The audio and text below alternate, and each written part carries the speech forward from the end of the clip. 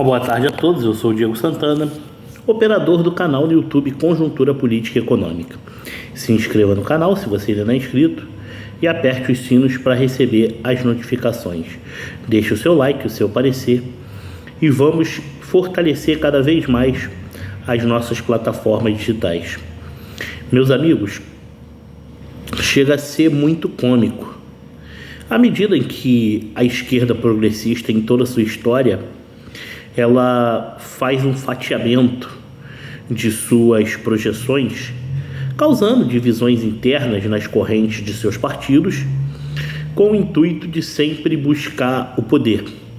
A divisão para conquistar, a criação de falsas oposições é um paradigma muito imponente da esquerda em cunho com a fisiologia da política brasileira, à medida em que foi dessa fórmula que conquistou-se o poder. Inclusive, é bom que se diga o seguinte: adotar discursos neoconservadores de vez em quando é uma tática que eles têm com o intuito de abocanhar o poder, principalmente o controle da sociedade civil. Tanto é que vocês podem estabelecer um grau comparativo do governo do ex-presidiário de São Bernardo do Campo, no começo lá da sua gestão, entre 2003, 2004 e os dias atuais. Naquele tempo, ele fez acordo direto com o mercado, dizendo que não mexeria na política do tripé macroeconômico, do controle da inflação, das metas de superávit primário e no módulo do controle dos juros, que é a nossa taxa básica. E na época criou até um grande marketing, se dizendo o quitador da dívida externa, mas na verdade isso custou altamente caro para a população brasileira, com a triplicação da dívida pública interna e, além do mais, de um descontrole absurdo que hoje a conta continua chegando em larga escala para a população brasileira. E é bom lembrar o seguinte, que é muito fácil colocar a culpa no Banco Central ou no sistema financeiro quando você comete irresponsabilidade. Porque à medida em que você faz o dever de casa, o que significa isso? Investimentos estratégicos para financiar empreendimentos que são fundamentais para elevar a arrecadação.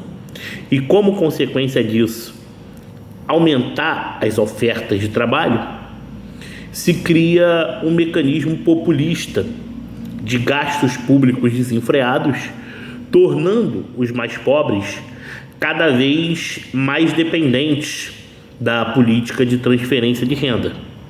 E assim, cresce cada vez mais o volume de uma sociedade cadastrada no Bolsa Família. Isso não significa dar às classes menos favorecidas o seu direito de crescer na vida e andar com as próprias pernas. Isso apenas torna o ser cada vez mais dependente do Estado. E além de tudo, é bom que se diga o seguinte: muito se fala que liberalismo não funciona, que o Estado tem sempre que socorrer. Em primeiro lugar, é bom que se diga o seguinte: a função real do Estado é administrar todo o poderio de uma sociedade para que ele possa garantir os direitos que são fundamentais para o bem-estar da sociedade civil, dando a ela a liberdade de construir uma vida independente através de sua trajetória, visando diversificar a sua matriz econômica. E para se diversificar e criar módulos de concorrência, existe competitividade de mercado, onde existe liberdade de escolha. E como consequência disso, existem fortalecimentos do setor, a monopolização e, acima de tudo, a amarração da economia num único setor, ela causa uma série de fragmentos que se destrói a longo prazo. Na realidade, se destrói até mesmo a curto prazo, à medida em que o desemprego aumenta. Pois quando não há concorrência, não há expansão de mercado. E se não há expansão de mercado, há uma concentração inflada de uma demanda que não consegue buscar todas as suas satisfações num único setor. E além de tudo, se nós pararmos para analisar todos os fatores que envolvem o modelo econômico da esquerda progressista, foi um modelo que mais concentrou dentro das principais marcas que financiam as suas campanhas políticas a fusão e a monopolização de diversos grupos econômicos, destruindo cada vez mais a soberania nacional e os interesses da pátria, buscando apenas os interesses corporativistas de estatização às avessas, onde os favores estão em prol de apenas grupos fechados que fazem parte da cúpula do governo, diretamente ou indiretamente. E além de tudo, podemos proferir uma série de fatores que envolvem essa questão.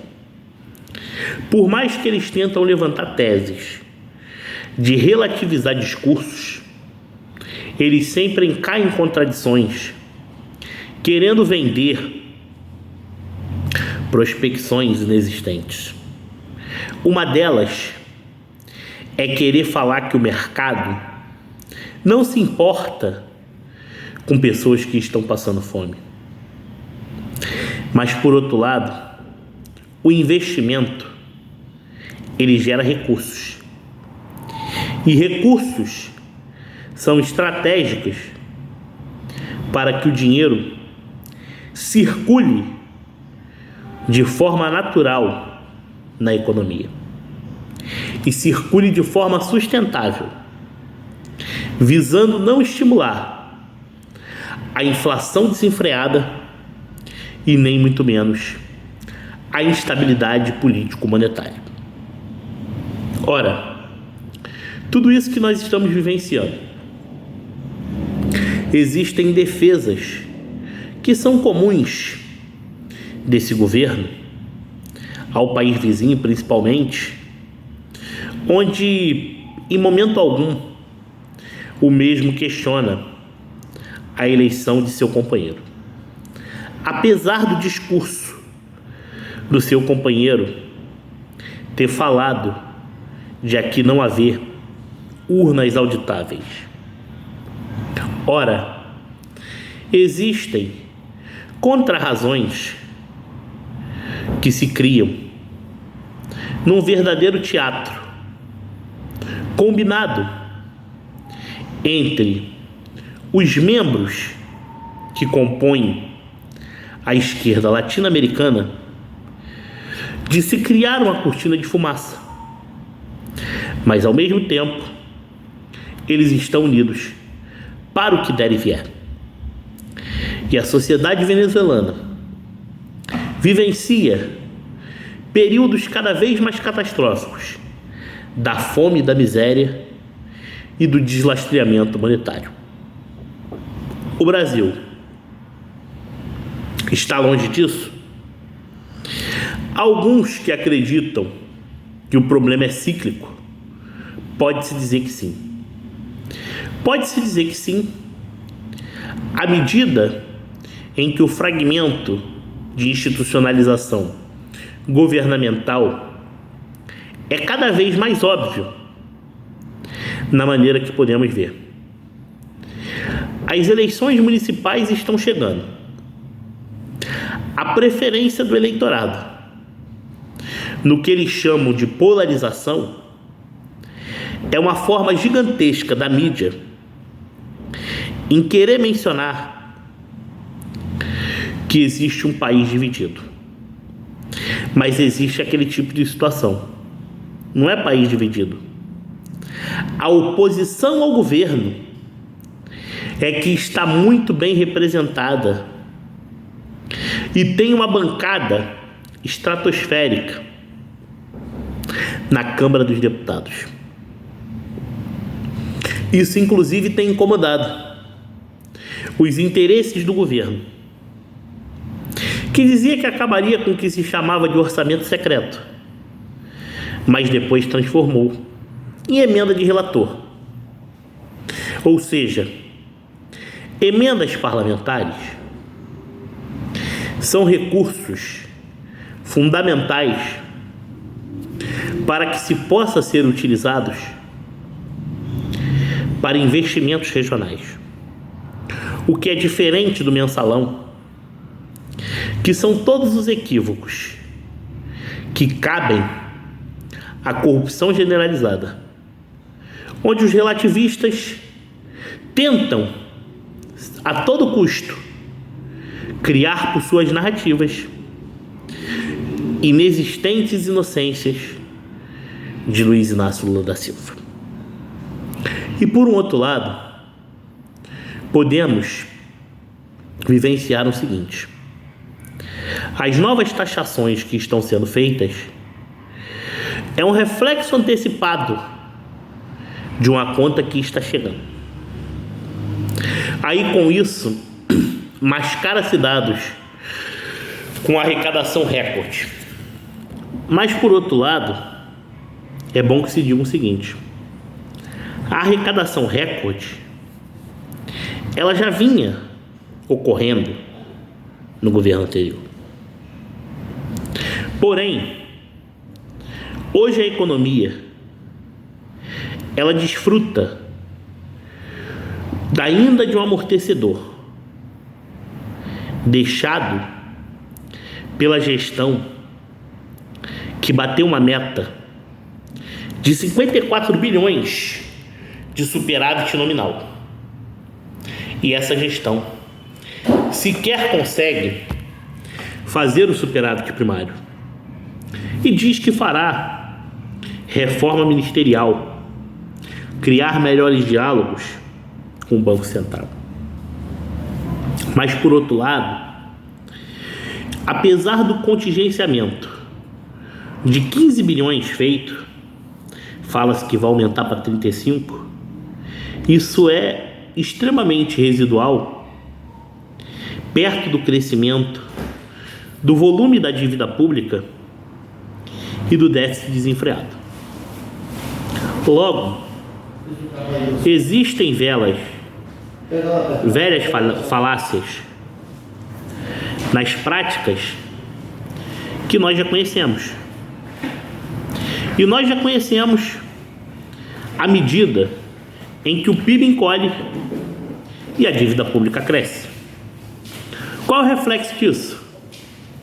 O reflexo de mais tributos. É o reflexo de menos investimentos privados. É o reflexo do crescimento progressivo da máquina estatal. É o reflexo do crescimento da despesa pública obrigatória. Ou, colocando uma observação paralela a isso, podemos elencar outra verdadeira destruição da matriz econômica. 10% ou próximo disso de aumento dado no ano passado ao servidor público federal está corroendo o próprio valor do servidor público federal. À medida em que isso está acometido de um reajuste pela inflação, pela perda do poder de compra da moeda e, acima de tudo, pela ausência de paridade em relação a quem está na iniciativa privada. Logo, mais uma vez, é a prova viva de que quem destrói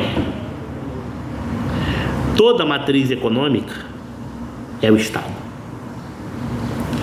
E o Estado é capaz de interferir diretamente na economia e na sua vida pessoal, através de todo tipo de taxação